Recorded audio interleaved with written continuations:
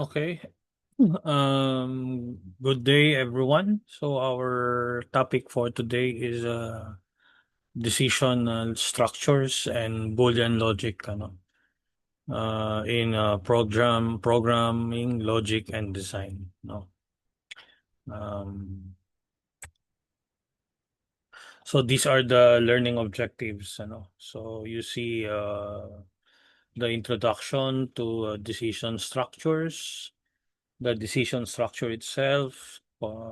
We can compare strings, nested decision structures, case structure, logical operators, Boolean variables, and of course, the three languages that is focused, in these resources, the Java, the Python, and the C++. Okay, so let's start. A decision structure, or in other books they call it selection structures, allows a program to perform action only a certain conditions. So the different types of decision includes the if decision or the if decision structures, also called a single alternative. The if then else decision structures, also called as the dual alternative, and the case structures, if you have a multiple alternative decisions. We also have a multiple if then else. It is an if within an if, or a nested if uh, decision structures. So let us first discuss the first types of decision structures, the if statement. So as you can see on the left side of the slide, you can see the pseudocode of an if statement. So it is an action only occurs if the decision is true. Otherwise, that particular statement will not execute. Okay. So then now I will introduce to you the decision symbols, the diamond symbols. So that you can use it for the flow chart. No? So what you can see on the right side of the slide is the flow chart used in decision, or used in the if statement. No? So as you can see in this particular portion, no, the flow is going to the diamond symbols, and then the diamond symbol has a statement, no, a statement that is answerable by either true or false. No, so if the statement is true, this statement is true, a certain statement will execute. If this is false, that statement will not execute. As you can see, so it flow on the next uh, statement, or the next part of the flowchart. Okay. So it is just a question whether this statement will execute or not. Okay. And before we can continue in the decision structures, you really need to understand the relational operators. So as you can see in the table, there are 6 relational operator, that you may use in uh, this course. So these are the greater than, symbol.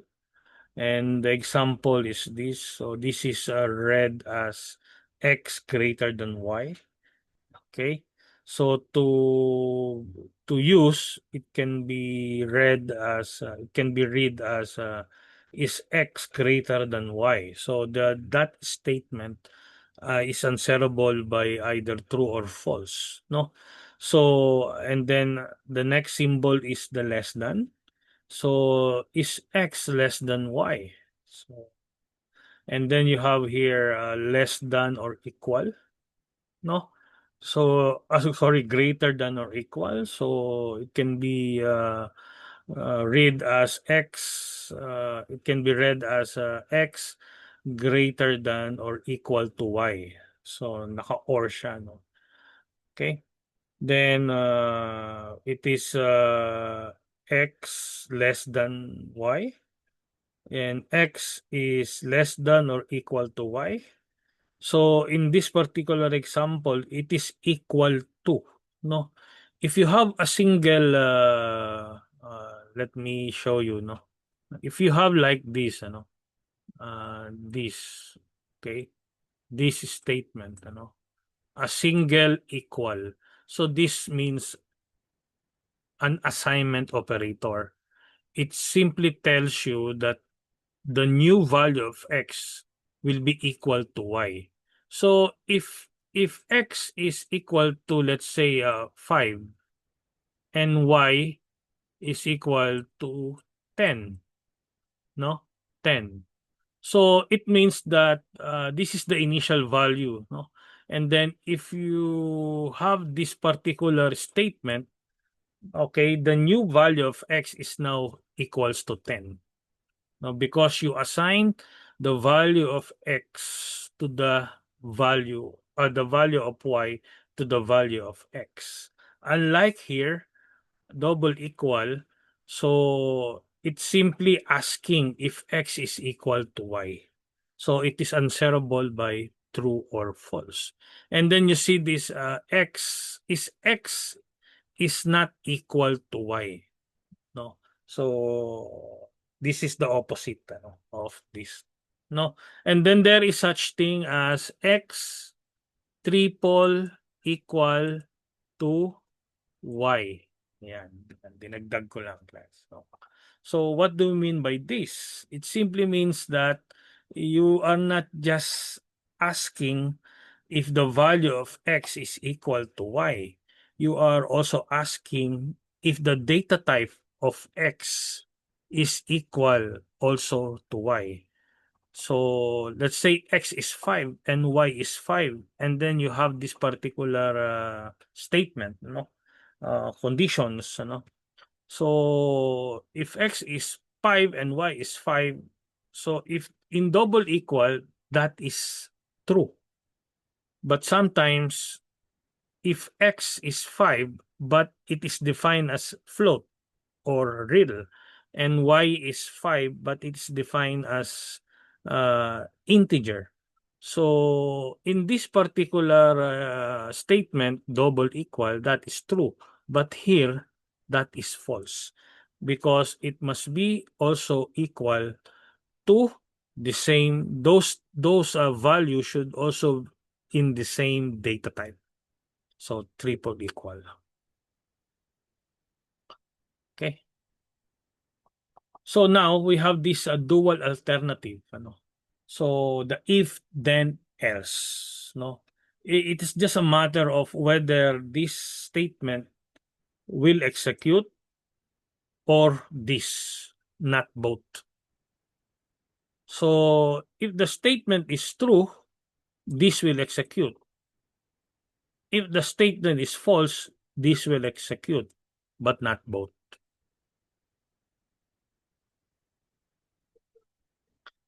So in the dual alternative decision structures, no. So this is the what we call it, the syntax, no. So you have here if, then the conditions. Ito yung there are equal or less than. Then the then keywords, and then the statement. And then this is another keyword else, and the end if statement. So if the condition is true, this statement will execute. If the condition is false, this statement will execute. But this cannot be executed both. No. So as an example, here, so this is the if keywords. Then this is the condition. Is the temperature less than 40? So if this is true, these two statement will execute. But if this is false, it will skip this statement and this statement will execute. Okay, as you can notice, it cannot be executed both. So in a most language allow you to compare string, no? But not all. Okay? Like for example, the password program, ano? So in line 1, this is just a comment, no? In line 2, we declare password as a string variable. And then in line 3, a blank. In line 4, this is just a comment. In line 5, so there is an output displaying enter password. And then in line 6, no, whatever you input, no, on the password, it will go to this particular variable password. And then comment in line 10, you will this is the if else statement, ano. So it will compare whether the value that you entered here is equal to Prospero. So if that is equal to Prospero, it will display password accepted. But if it is not, okay, it will display sorry, that is not the correct password. So in the program output, this is how it will output on the screen, ano. And then if you put the word Ferdinand, like for example, and then you press enter, so since that Ferdinand is not equal to Prospero, so the output will become sorry, that is not the correct password. So in the other outcomes, let's say you rerun the program, and then in this particular example, you put Prospero as the password, and then it will display password accepted. That is how it execute in the in the program, no, whatever program that you use, ano. In comparing strings, string variable can be compared. So example, string the name 1 and name 2. So you can compare it, no, both variables, and then that's fine. String variable and string literals can also be compared. Like for example, if month is a variable declared as a string, and then it is not equal to October. So if month is not equal to October, this particular condition is true, no? So, however, string comparison are generally case sensitive because the capital letter O is different in the small letter o. And you can also determine whether one string is greater than or less than another string. It also allows for sorting a string. You can go to the table, ASCII table. I do believe that I already discussed it to you. No, the higher the value of that particular string, that is the the, the part that is where you can compare. No, okay. Actually, mas malaki yung value ng A na maliit sa A na malaki, no? If you compare small a and the capital A, so A is the larger one. And this is a nested decision structure, no? It is an if within an if, no? So as you notice in this figure, there are two diamonds, no? So the first one is the salary is greater than or equal to 30,000. 30,000. So it means that somewhere in this portion of the program, there is a value pertaining to the variable salary. So if salary is greater than or equal to 30,000, so you will go to this particular condition again. But if it is not, like for example, 29,000, so it will become false, and dito siya pupunta. Yan.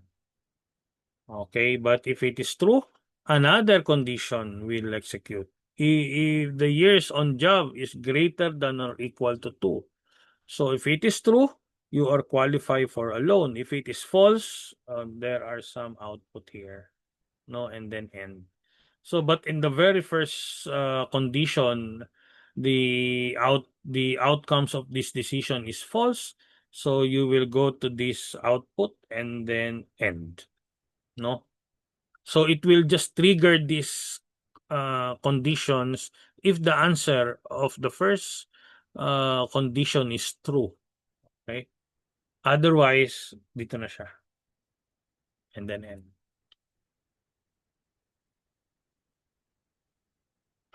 And then the if then else if statement can make nested logic simpler to write. Yan. Okay, this is this example is the nested if. Yan. If score is less than 60, ibig sabihin 60 is the passing, no? Greater than 60, no? Sorry, less than 60. So the grade is F. But if it is false, like for example, you enter 65. So if you enter 65, the value of the score, so this will become false. So it will go to else, and inside the else, there is again an if. Is score is less than 70. So since that you entered 70, and this will become true, therefore the grade is D. Okay. So it will output. And then everything else will not execute, class. No, only one of these will execute. One of these five. Or like for example, we put 90. Okay, 90. The score is 90. So this is false. It will go to else, and this will also false. It will go to else, and this will also false. It will go to else, and this is also false because 90 is not less than 90. 90 is equal to 90. Therefore, this will also false, and else it will display a grade of A. So the grade is A. Okay. Another example, let's like for example 83. No, if the score is 83, this is false, so it will go to else. 83 is less than 70, false again, so it will go to else. Is 83 less than 80? So this is false, and then it will go to else. Is 83 less than 90? Yes. Therefore, the grade is B. Okay. I hope you understand. So let's go to the next. This is now the case structure. So the case structure have a lot of possible answer, no? So the output is just equal to this, ano? So there must be a value of month. So if the value of month is March, so it will go here and then end. If the value is February, it will go here and then end. If the value is December, false, false, false, true, or invalid month. Okay.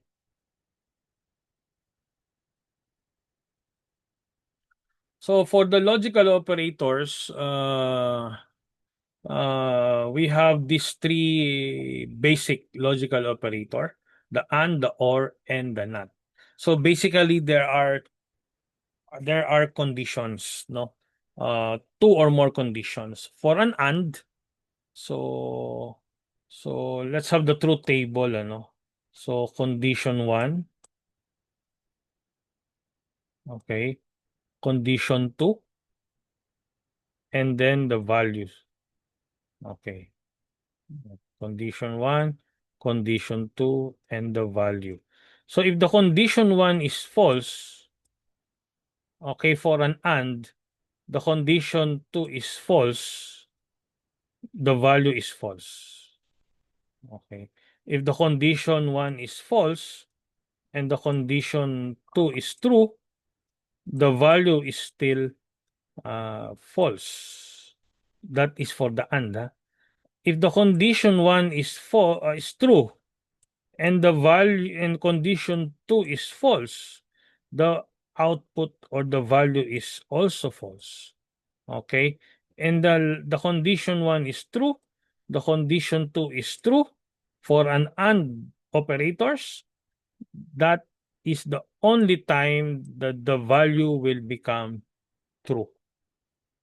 So it simply means that in an AND operators, the value if false, if one of the input is false, otherwise it is true. Or we can simply say the value is true if all of the inputs are true. Okay. And next, let's go with the OR. In an OR, class, in an OR, okay. So condition 1, condition 2, and then the OR. Okay, OR value. So OR value. No. Man. In an OR, if the condition 1 is false and the condition 2 is false, okay, the answer is false. If the condition 1 is false and the condition 2 is true, the value is true. If the condition 1 is true and the condition 2 is false, the value is true. And if the condition 1 is true and the condition 2 is also true, the answer is true. So in definition, in an OR operators, okay, the value will become false if all of the conditions are false. Otherwise, it is true. Or simply define it as if the value in an OR operators, the value is true if at least one of the inputs and or one of the condition is true. Okay. In NOT, it's just the reverse. Not true, that is false. Not false, that is true.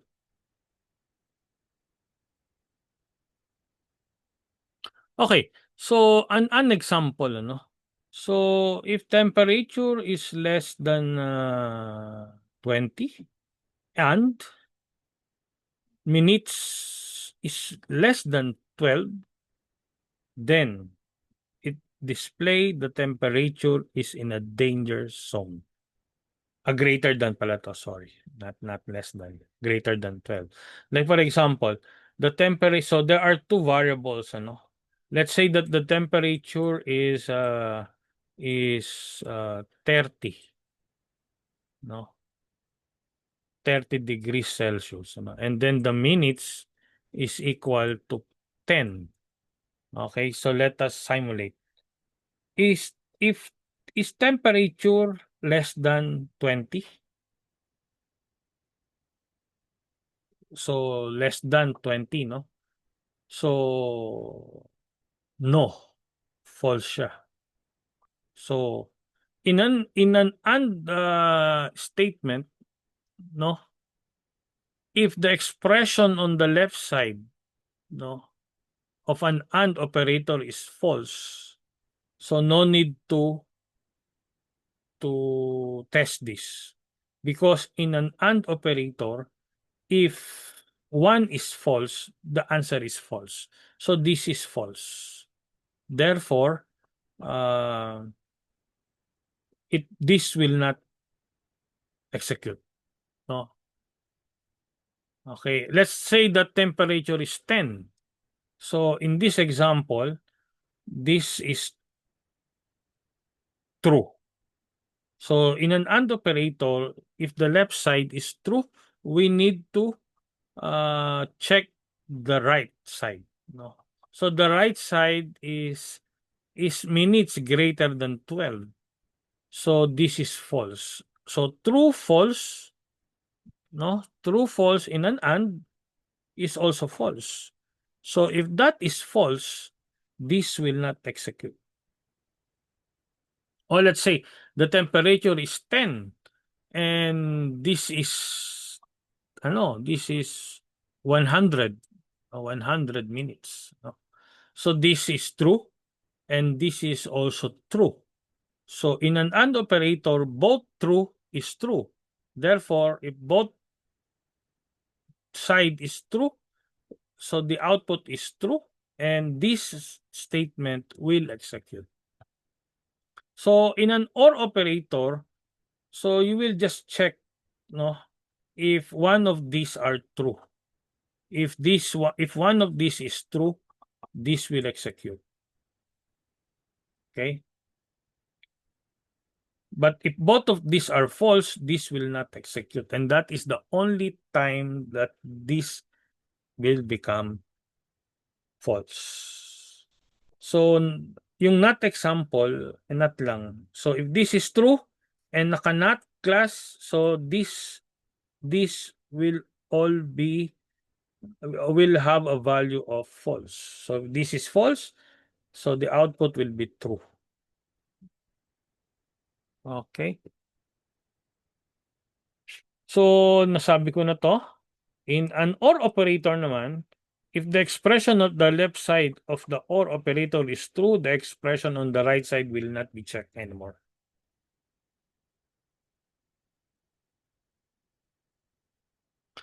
Okay, for range checking, if you want to use, if you want to check for a number inside the range, use AND daw.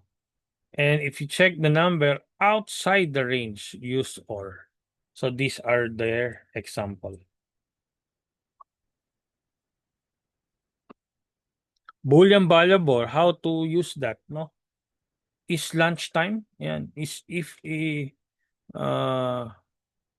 so we declare is lunchtime as boolean, no? Time is if time is greater than equal to 12, set is lunchtime to true.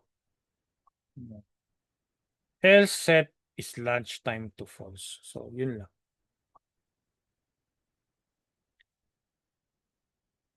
So these are an example focusing on Java. Okay? So these are the relational operator to Java, similar to what we discussed, and this is the format of the Java for if statement. So in Java there's no then, just if. So in Java, if you have more than two statement, put also the curly braces. But if there are only one statement, no need for a curly braces. No. So for example, a general format naman for if else, yan, if boolean expression, no then statement. Pag true, it will execute. Pag false, this will execute.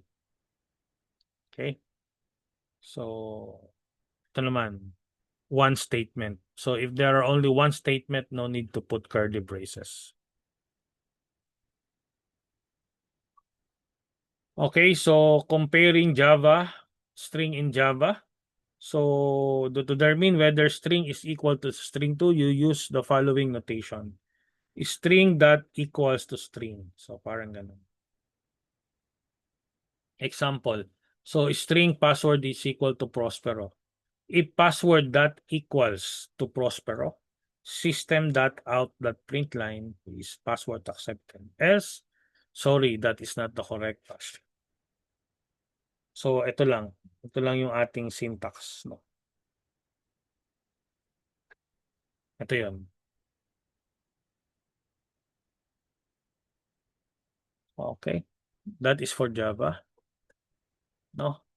And comparing Java to determine whether string 1 is less than or equal to the greater than to string 2 using the following notation. Yan. So meron siyang mga value, no, an integer value. If the expression value is negative, the string 1 is less than string 2. But if it is value is 0, they are equal. If the value is positive, then the string 1 is greater than the string 2. or Java. And here, another example.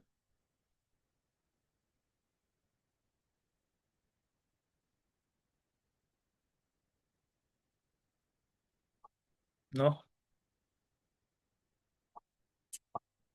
And for case statement here for Java, so there is a switch, no?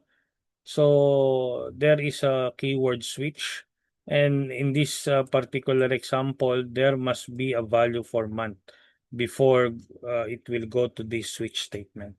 So in the switch statement, there is a switch keyword, and then open parentheses the variable, and then the variable will test different cases. If the value of the month is 1, this will execute and then break. So there is a break, it will go out. No? So if this is 2, this will execute. Kasi if this is 2, it will check the case 1. So this will become false. And then we'll go to case 2. So the case is 2, the deal will execute. No? If the month is 5, so false, false, false, dito siya sa default. Error, invalid month. In logical operator in Java, ang AND is double ampersand. Ang OR is double vertical line and ang logical NOT is the same. No. May symbol siya. Not AND, not OR, not NOT. These symbol are used for Java. Okay, so logical operators in Java, ayan, these are the acceptable range. And this is outside the range, OR. And this is not equal, yung example natin. The example in the PLD is the example for the Java and other things. Ayan, Boolean high score. Ayan, if the average is greater than the 95, high score is true. If high score, system.outline, that is the high score. And for Python, so these are the relational operator, and this is how we no. So there is no more curly braces, but there is an etc or etc. No, in other terms, and a colon here, no, and take note of that. So this is the if else. No? Yeah, and this is how we name 1 and name 2, Mary and Mark. If this is the same, the names are the same, otherwise not the same. So in this particular example, they are not the same. So take note of the else here and the colon here and no semicolon. Logical operator, so small na and na letter, small na or, and small na not for Python. Yeah, so conditions yung combined we hear acceptable range, and outside acceptable range. And don't worry, we will have a hands-on maybe after midterms. And then we have here a Boolean for Java, for Python. And for the C++, same. And here, curly braces, almost the same with Java, no? So ito, one statement only. Okay, so if else, and dalawa with multiple statement, but if there are one statement, no need for curly braces. It is almost the same with Java, no? And the same thing with here in the switch. Almost the same format. Ito lang yung pagkakaiba pala. No, yung instead of open and close parentheses, it is the double less than and the double greater than, no? For Cin. Logical operator, the same with Java. Okay. And also this is almost the same with Java. But ito lang ang pagkakaiba nila. Hindi siya open and close parenthesis. But meron siyang semicolon. And for the Boolean, ito naman siya. So, ano lang tayo, very basic muna for different focus languages. And that's it. Thank you very much.